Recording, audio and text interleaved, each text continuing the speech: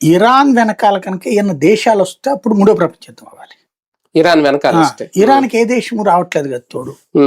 ఇరాన్కి ఎవరు తోడొస్తున్నారు? తీవ్రవాద సంస్థలు తోడొస్తున్నాయి. హెజ్బుల్లా, హమాస్ ఇట్లాంటి వాళ్ళు ఎంత బచ్చాగాళ్ళు అంటే ఆ ఏరియాలో దుర్మార్గులు.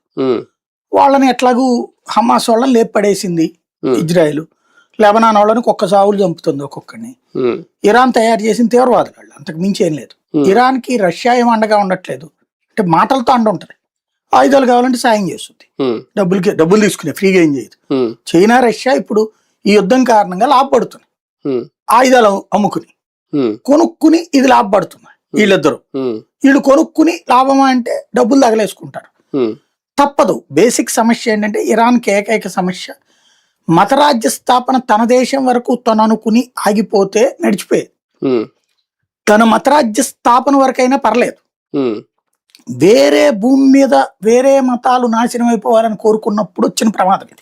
రష్యా చైనాలు ఇండైరెక్ట్ గా మద్దతు ఇస్తున్నట్టుగా లేదా ఇరాన్ కి? ఇండైరెక్ట్ అండ్ డైరెక్ట్ గానే మద్దతు ఇస్తున్నాయి, కానీ యుద్ధంలో కాదు, తెర వెనక మద్దతు. అది పెద్దగా ఉపయోగపడదు. ఎక్కడో ఎందుకు, రష్యా ఉక్రెయిన్ యుద్ధం 4 ఏళ్ళు అవుతుంది. మరి రష్యా వెళ్ళి అమెరికా మీద బాంబు దాడి ఎందుకు చేయదు? ఉక్రెయిన్ కి ఇక్కడ అమెరికా అయినా రష్యా అయినా వీళ్ళకి తెలుసు, బిగిన్ అయితే వీళ్ళ చరిత్ర ముగిసిపోతుంది. అమెరికాకైనా రష్యా. మూడో ప్రపంచ యుద్ధం బిగిన్ అయితే 2 దేశాల నాశనం